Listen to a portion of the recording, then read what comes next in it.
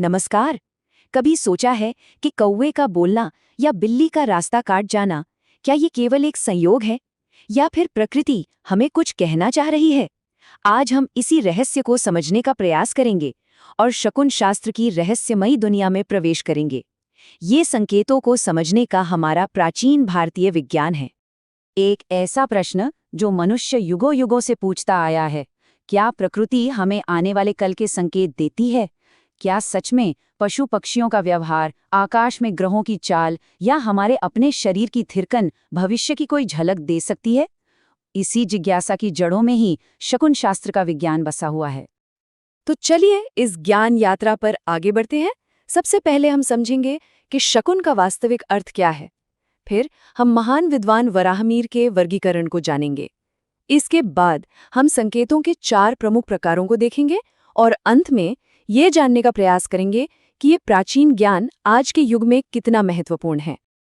तो सबसे पहले ये समझते हैं कि आखिर ये शकुन शब्द है क्या। संस्कृत में एक सूत्र है, शक्नोति शुभाशुभम अनेनेति शकुनम। इसका सीधा सा अर्थ है, जिसके द्वारा किसी भी कार्य के शुभ या अशुभ होने की सूचना मिले, वही शकुन है। ध्यान रहे, ये केवल कोई मान्यता नहीं, बल्कि पीढ़ी दर पीढ़ी किए गए गहन अवलोकन और परीक्षणों का परिणाम है। इस ज्ञान को एक व्यवस्थित, एक वैज्ञानिक रूप देने का श्रेय जाता है महान विद्वान वराहमिहिर को। उन्होंने अपने प्रसिद्ध ग्रंथ बृहत संहिता में शकुनों को एक वैज्ञानिक ढांचे में ऐसा पिरोया कि ये केवल मान्यताओं का संग्रह न रहकर एक पूरा शास्त्र बन गया। चलिए उनके इस अद्भुत वर्गीकरण को समझते हैं। सोच कर देखिए, वराहमिहिर ने इन संकेतों को कितनी बारीकी से 2 मुख्य भागों में बांटा है। पहला है देवदीप्त शकुन, यानी वो संकेत जो स्वयं देवताओं या प्रकृति की दिव्य शक्तियों से प्रकट हों। इसमें 5 प्रकार आते हैं। क्षण दीप्त, जो किसी विशेष पल में दिखे; तिथि दीप्त, जो किसी विशेष तिथि पर दिखे; नक्षत्र दीप्त, जो विशेष नक्षत्रों में दिखें; वायु दीप्त, जो वायु की गति से जुड़ा हो; और सूर्य दीप्त, जो सूर्य की दिशा से जुड़े संकेत हों। ये सब सीधे ब्रह्मांडीय शक्तियों से जुड़े थे। और दूसरा वर्ग है क्रियादीप्त शकुन, यानी जीवों की क्रियाओं पर आधारित संकेत। इसके भी 5 प्रकार हैं। गतिदीप्त, जो गति से उत्पन्न हो; स्थानदीप्त, जो किसी विशेष स्थान पर दिखे; भावदीप्त, जो हाव भाव से पैदा हो; स्वरदीप्त, जो किसी विशेष ध्वनि से संबंधित हो; और चेष्टादीप्त, जो किसी असाधारण क्रिया से प्रकट हो। इससे ये स्पष्ट होता है कि हमारे पूर्वज प्रकृति के कितने सजग दृष्टा थे। हर छोटी से छोटी घटना पर उनकी नजर रहती थी। वराहमिहिर का वर्गीकरण तो बहुत विशाल है, लेकिन समझने की सरलता के लिए हम शकुनों को 4 प्रमुख श्रेणियों में बांट सकते हैं। चलिए अब इन्हीं श्रेणियों के आधार पर कुछ बहुत ही रोचक उदाहरण देखते हैं। ये 4 स्तंभ हैं। पहला, ग्रह नक्षत्रों से मिलने वाले शगुन, जो हमें आकाश की भाषा सिखाते हैं। दूसरा, पशु पक्षियों के व्यवहार से मिलने वाले संकेत, जो हमें प्रकृति के और समीप लाते हैं। तीसरा, हमारे अपने शरीर से मिलने वाले संकेत, जो हमें अपने अंतर्मन से जोड़ते हैं। और चौथा, स्वप्नों से प्राप्त होने वाले संकेत, जो हमें हमारे अवचेतन मन की दुनिया में ले जाते हैं। तो शुरुआत करते हैं सबसे पहले आकाश से मिलने वाले संदेशों से। हमारे पूर्वजों का ये दृढ़ विश्वास था कि ग्रह, नक्षत्र और वायुमंडल में होने वाली घटनाएं आने वाले समय की सूचक होती हैं। इसका एक बहुत ही प्रचलित और रोचक उदाहरण है होली की ज्वाला से आने वाले वर्ष का अनुमान लगाना। कल्पना कीजिए, उत्सव के साथ साथ भविष्य का कौतूहल भी जुड़ा है। मान्यता यह है कि होलिका दहन के समय वायु जिस दिशा में चलती है, उसका पूरे वर्ष पर प्रभाव पड़ता है। जैसे अगर हवा उत्तर दिशा की ओर बहे तो समझिए फसल उत्तम होगी, पूर्व की ओर बहे तो अच्छी वर्षा होगी, लेकिन अगर दक्षिण की ओर बहे तो इसे अकाल का संकेत माना जाता है। देखिए कैसे एक त्योहार को प्रकृति के अवलोकन से जोड़ा गया है। और ये देखिए, ये तो और भी अद्भुत है कि मकर संक्रांति का पर्व किस वार को पड़ता है, इसका भी अपना एक फलादेश है। यदि ये सोमवार को पड़े तो सब मंगल ही मंगल, अनाज सस्ता, प्रजा सुखी। लेकिन वही पर्व यदि शनिवार को हो तो फल बिल्कुल विपरीत है, उपद्रव और दुख की आशंका। काल गणना और शकुन शास्त्र कितने गहरे जुड़े हुए थे। अब आते हैं शकुन शास्त्र के शायद सबसे प्रचलित और दिलचस्प हिस्से पर, पशु पक्षी, जिन्हें प्रकृति की वाणी भी कहा जाता है।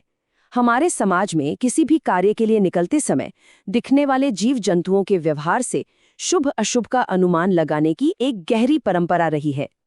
एक ही जीव कैसे शुभ और अशुभ दोनों का संकेत दे सकता है, इसका सबसे अच्छा उदाहरण है सर्प।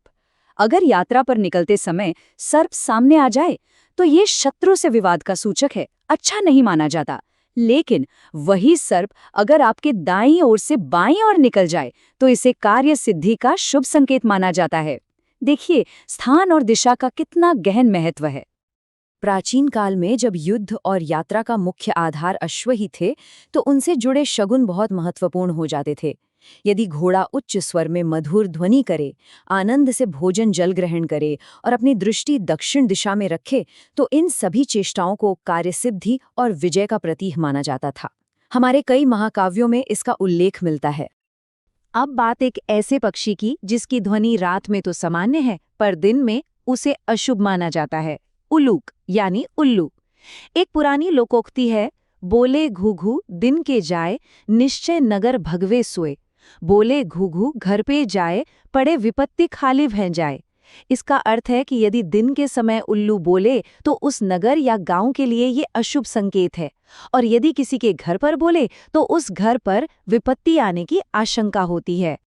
चलिए अब पशु पक्षियों के जगत से निकलकर हम शकुनों के सबसे व्यक्तिगत रूप की ओर बढ़ते हैं। वो संकेत जो हमें हमारे अपने शरीर और स्वप्नों से मिलते हैं। इन्हें हम अपने अंतर्मन की भाषा भी कह सकते हैं। कभी सोचा है कि एक साधारण सी छींक में क्या रहस्य हो सकता है? शकुन शास्त्र के अनुसार बहुत कुछ। छींक को अक्सर किसी कार्य को रोकने का संकेत माना जाता है, पर सच तो यह है कि इसका पूरा फल इसकी दिशा पर निर्भर करता है। इसकी व्याख्या कितनी सूक्ष्म है, ये देखिए। अगर छींक सामने की हो तो कार्य रोकने का संकेत है, लेकिन कंठ के आगे या पीछे होने वाली छींक को अत्यंत शुभ माना गया है। बाएं कान के पास की छींक विजय दिलाती है, और बाएं नेत्र के आगे की छींक तो हर प्रकार से लाभदायक मानी जाती है। तो अगली बार जब छींक आए तो उसकी दिशा का अवलोकन करना रोचक हो सकता है। छींक की ही तरह हमारे शरीर के अंगों का फड़कना, जिसे अंगस्फुटन कहते हैं, ये भी भविष्य का संकेत दे सकता है। यहाँ एक बहुत ही महत्वपूर्ण सूत्र है। पुरुषों के लिए दाएं अंग का फड़कना शुभ है, जबकि स्त्रियों के लिए बाएं अंग का। जैसे पुरुष का मस्तिष्क फड़के तो भूमि का लाभ, और स्त्री की बाएं भुजा फटके तो तीर्थ यात्रा का योग बनता है। और अब आते हैं स्वप्नों पर। क्या हर सपने का फल तुरंत मिलता है? शास्त्र कहते हैं नहीं। हर स्वप्न के फलित होने का एक निश्चित समय होता है, जो इस बात पर निर्भर करता है कि स्वप्न कब देखा गया। ये चक्र देखिए, रात के पहले पहर का सपना 1 वर्ष में फल देता है, पर सूर्योदय से ठीक पहले का सपना बस 10 दिनों में ही अपना प्रभाव दिखा सकता है। कितना अद्भुत है ये। तो फिर शुभ स्वप्न कौन से होते हैं? शास्त्रों में कहा गया है कि स्वप्न में स्वयं को आकाश में उड़ते देखना, मंदिर देखना, पहाड़ों पर चढ़ना या फिर अपने आसन को जलता हुआ देखना, ये सभी कार्य सिद्धि और लक्ष्मी आगमन के बहुत ही शुभ संकेत हैं। ऐसे स्वप्न मनुष्य के लिए कल्याणकारी बताए गए हैं। इतनी सारी बातें जानने के बाद अब हम इस चर्चा के निष्कर्ष पर आते हैं। एक बड़ा प्रश्न उठता है कि इस प्राचीन ज्ञान की आज के इस आधुनिक युग में क्या प्रासंगिकता है? हाँ, ये बात तो सच है कि आज के महानगरों में हमें हाथी, अश्व या वो विशेष शकुन पक्षी सरलता से नहीं दिखते। लेकिन शोधपत्र के लेखक एक बहुत ही रोचक विचार सामने रखते हैं। वे कहते हैं कि शायद उनका स्थान अब विचित्र वेशभूषा वाले नर नारियों ने ले लिया है।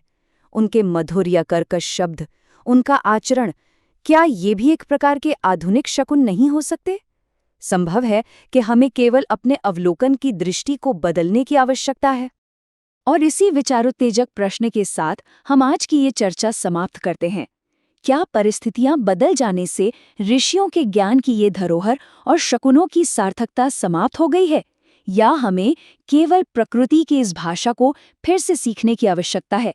अगली बार जब भी घर से बाहर निकलें तो अपने चारों ओर घट रही घटनाओं के प्रति थोड़े और सजग रहिएगा। क्या पता कोई संकेत आपकी ही प्रतीक्षा कर रहा हो। धन्यवाद।